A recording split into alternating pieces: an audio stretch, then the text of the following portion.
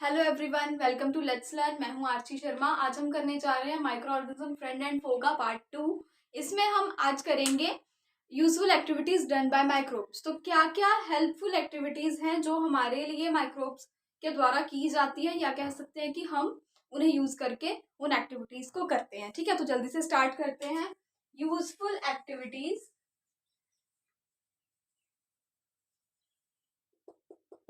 Done by microbes. Okay,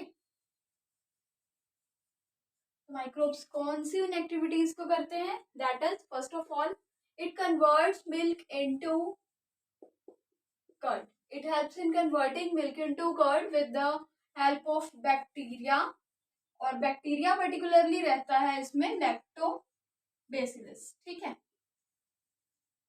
second number पे, it helps in making antibiotics. ठीक है, medicine होती हैं, एंटीबायोटिक्स हेल्प करता है बनाने में, मेडिसिन बनाने में हेल्प करता है, एज वेल एज वैक्सीन्स बनाने में भी हेल्प करता है। ठीक है, डिफरेंट डिफरेंट काइंड ऑफ इसमें भी माइक्रोब्स को हम यूज करते हैं। ठीक है, नेक्स्ट है, it helps in making alcohol. इस प्रोसीजर को हम फर्दर पढ़ेंगे कि अल्कोहल कैसे बनने लग गई। भाई, इससे शराब भी बनती है। तो अल्कोहल है, वाइन है, बीयर है, ब्रांडी है, और भी जो जो टाइप्स की शराब रहती है एक्सेट्रा। ठीक है, ये हेल्प होता है यीस्ट की वजह से। ठीक है, और किस चीज में हेल्प करती है? ये helps in making cakes, pastries, bread etcetera. ये भी यीस्ट की हेल्प से। ठीक है, यीस्ट भी एक टाइप ऑफ माइक्रोब है। ठीक है, और क्या हेल्प करता है ये? It helps in environment cleaning also. Environment की क्लीनिंग भी करता है। देखो, हमने बोला था कि जो फंगस है वो क्या करता है, गली सड़ी चीजों से अपना फूड लेता है। मींस वो गली सड़ी चीजों को फिनिश कर रहा है।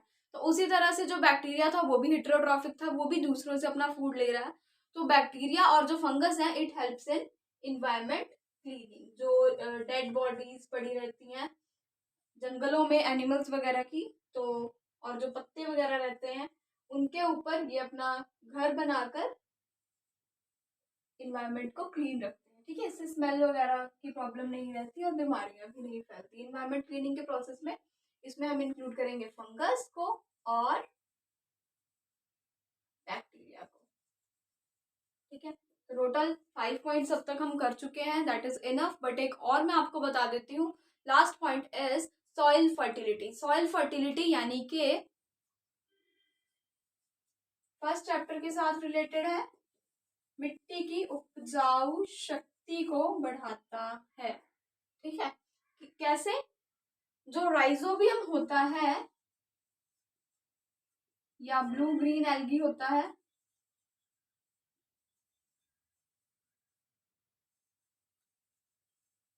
या नॉस्टॉक, ये काइंड ऑफ बैक्टीरिया कह सकते हैं, या फिर काइंड ऑफ माइक्रोब्स हैं जो जब मिट्टी में प्रेजेंट होंगे तो फर्टिलिटी इंक्रीज होगी। राइजोबियम होते हैं ये ऐसे रूट्स जो होती है ना प्लांट्स की, इसमें ऐसे बॉल्स बॉल्स ही रहती हैं व्हाइट कलर की। कुछ प्लांट्स की रूट्स में होती है, ज्यादातर ये दालों की रूट्स में होती है। ये नाइट्रोजन को फिक्स करता है। ठीक है, नाइट्रोजन न्यूट्रिएंट जो है वो इसकी हेल्प से प्लांट्स को बहुत अच्छे से मिलता है। ठीक है, इसीलिए ये फर्टिलिटी को इंक्रीज करते हैं और इसका कोई भी नुकसान नहीं है इन्वायरमेंट को। क्योंकि हम अगर फर्टिलाइजर्स को यूज करते हैं नाइट्रोजन को लेने के लिए प्लांट्स के लिए, तो वो कहीं ना कहीं किसी ना किसी तरह से इन्वायरमेंट के लिए नुकसानदायक होता है। तो ये सारे के सारे 6 पॉइंट्स थे कि माइक्रोब्स हमारे लिए हेल्पफुल कैसे होते हैं। ठीक है, अब हम करेंगे फर्मेंटेशन। ठीक है, तो फर्मेंटेशन होता क्या है? Basically fermentation is the process of conversion of sugar into alcohol. Glucose भी लिख सकते हैं। तो फर्मेंटेशन, फर्मेंट करवाना है। ठीक है, process of conversion of sugar into alcohol. ठीक है, इस प्रोसेस में ये फर्स्ट पॉइंट लिख सकते हो। सेकंड पॉइंट ये लिख सकते हो कि in this process, in this process microbes are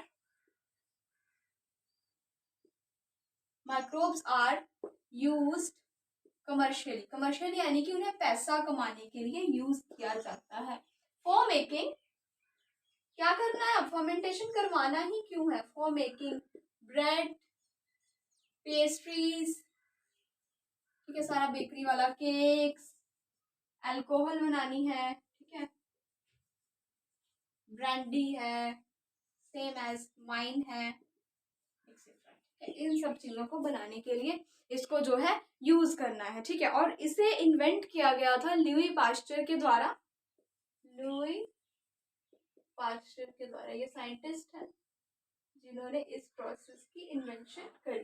तो इसमें करते क्या है बेसिकली, जब फर्मेंटेशन, जब आपने देखा होगा कि अगर केक बनाना होता है ना, तो जो हमारा डो रहता है, जो फ्लोर है, उसमें हम लोग क्या करते हैं कि यीस्ट पाउडर को मिलाकर उसे थोड़ी देर के लिए ढक कर रख देते हैं। ढक कर रखने का मतलब होता है कि उसमें ऑक्सीजन की प्रेजेंस नहीं जानी चाहिए। तब जो यीस्ट होता है वो फर्मेंट करता है और उस चीज को फुला कर इतना बड़ा बना देता है।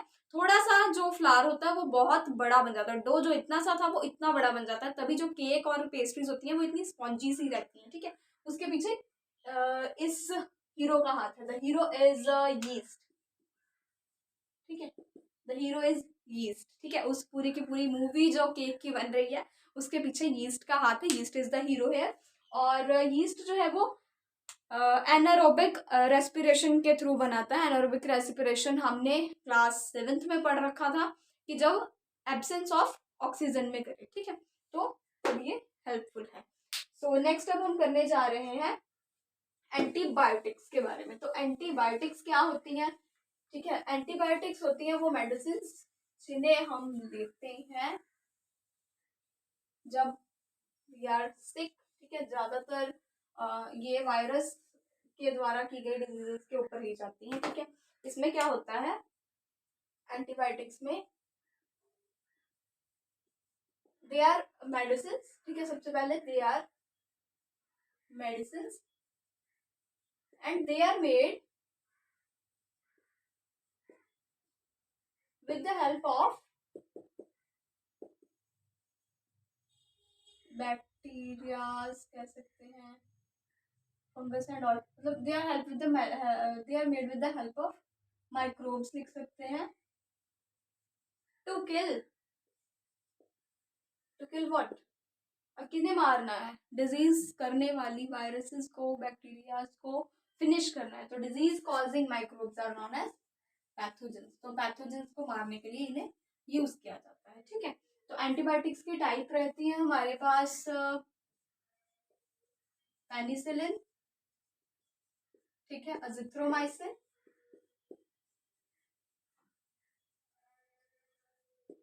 सुफ्रामेशन, एक्सेट्रा, ओके। और इसकी इन्वेंशन की गई थी एडवर्ड फ्लेमिंग के द्वारा, जो की थी सबसे पहले पेनिसिलिन की, एडवर्ड फ्लेमिंग, ठीक है, एडवर्ड फ्लेमिंग के द्वारा की गई थी, जी है, एडवर्ड फ्लेमिंग के द्वारा की गई थी। और ये पेनिसिलिन कैसे नाम पड़ा, जो हमने पढ़ा था ना प्रोटोजोआ में, क्या पढ़ा था, पेनिसिलियम पढ़ा था ना, उसको यूज करके जो किसी पैथोजन को इन्होंने किल करा होगा, तो उस मेडिसिन का नाम क्या रखा इन्होंने, फिर पेनिसिलियम से पेनिसिलिन, ठीक है, क्लियर। अब हम करने जा रहे हैं, एंटीबायोटिक्स कर लिया, वैक्सीन करेंगे, ठीक है। वैक्सीन इंजेक्शन जो हमें लगते हैं, तो देखो जो इंजेक्शन हमें लगते हैं, आपने देखा होगा कि एक एज लिमिट रहती है हम लोगों की, तब हमें इंजेक्शन लगने स्टार्ट हो जाते हैं। एक 5 पे, एक तो जब बेबी बॉर्न होता है तब लगता है, फिर 5 पे, एक उसके बाद 10 पे लगेगा, फिर 16 पे लगता है। तो वो सब क्या होते हैं, ठीक है, हमें तो कोई बीमारी नहीं हो रखी जो वो लग रहे हैं, तो वो इसीलिए लगाए जाते हैं ताकि इन फ्यूचर हमें कोई बीमारी हो ना, ठीक है। तो कैसे वैक्सीन में क्या करते हैं कि जो जो उन्हें लगता है कि कोई बहुत ही ज्यादा हार्मफुल डिजीजेस हैं, हो सकता है बेबी को हो जाए, तो फ्यूचर की जो प्लानिंग है इन लोगों ने बहुत पहले ही कर ली होती है। तो वो बीमारी जो है इस बच्चे को या फिर इस इंसान को नुकसान ना पहुंचाए, इसके लिए उस सेम बीमारी के जो बैक्टीरियाज या उस सेम बीमारी के जो माइक्रोब्स हैं जो उस बीमारी को करते हैं, उन्हें हाफ किल्ड या फिर फुल्ली जो कह सकते हैं कि किल्ड फॉर्म में हमारी बॉडी में पहले इंसर्ट कर दिया जाता है, ठीक है, जिससे कि हमारी बॉडी का जो इम्यून सिस्टम है, हमारी बॉडी के अंदर जो सोल्जर्स हैं ऑलरेडी, वो पहले ही उससे लड़ने की जो है ताकत बना ले। जैसे कि हमने देखा होगा कि अगर हम अपने भाई बहनों से भी लड़ते हैं तो हमें पहले अगर उनके ट्रिक्स के बारे में मालूम होगा तो हमारे जीतने के चांसेस ज्यादा रहते हैं, ठीक है। तो सेम एज अगर वो बैक्टीरिया या फिर वो जो भी पैथोजेंस है हमारी बॉडी में अगर पहले से डाल दिए जाएं तो हमारी जो इम्यून सिस्टम है उससे लड़ने के लिए पहले ही जो है अपनी ट्रिक्स को बना लेती है, जिस वजह से कि जब अगर इन फ्यूचर वो सचमुच वो बैक्टीरिया फुल्ली जो है एक्टिवेटेड फॉर्म में भी हमारी में बॉडी में अगर आ जाए तो हमारा इम्यून सिस्टम जो है वो खुद ब खुद उससे लड़ सकता है और वो चीज हमें नुकसान फिर नहीं पहुंचा सकती, ठीक है। सो वैक्सीन में क्या होता है, ये मेडिसिन होती हैं जिनमें की विच कंटेन्स माइक्रोब्स कह सकते हैं या फिर कह सकते हैं दैट इट कंटेन्स पैथोजेंस, ठीक है, क्योंकि डिजीज कॉजिंग है ना, तो इट कंटेन्स पैथोजेंस। तो पैथोजेंस लिखेंगे तो ज्यादा बेटर है मेरे ख्याल से। पैथोजेंस इन हाफ किल्ड, ठीक है, हाफ किल्ड या फिर वीकेंड, या तो बहुत वीक होएंगे वो, ठीक है, या फिर आधे मरे आधे जिंदा। Weekend form medicines which contains pathogens in half killed or weakened form are inserted in our body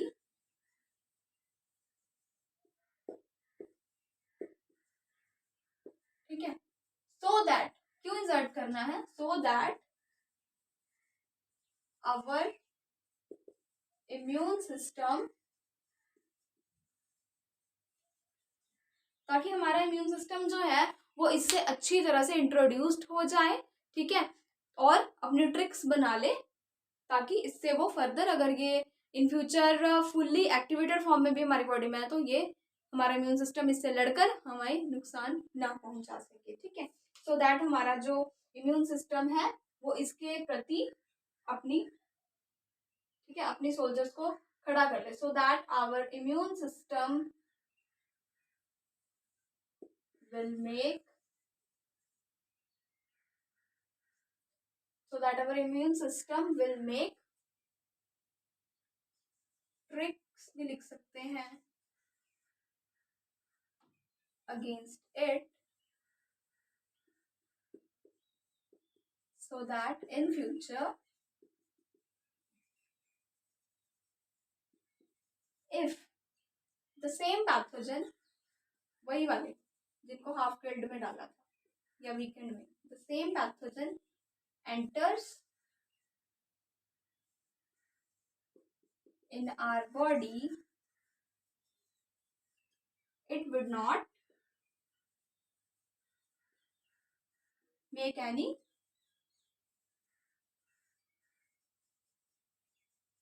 harm, ठीक है, कोई भी हार्म ना पहुंचा सके, ठीक है। तो सबसे पहली जो हमारी इसकी मेडिसिन थी वो बनाई थी एडवर्ड जेनर के द्वारा, ठीक है,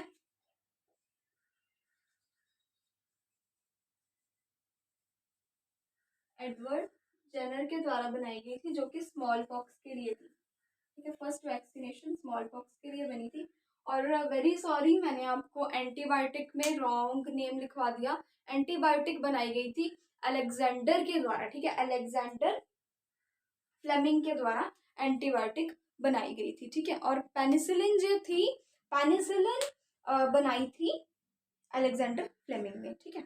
तो thank you, hope you like the video, और आगे हम करेंगे फर्दर पार्ट में फर्दर चीज़ों को करेंगे। वैक्सीन देख लिया आपने, एंटीबायोटिक्स देख लिया, useful activities done by microbes देख लिया, थर्ड पार्ट में जल्दी मिलेंगे। Thank you so much.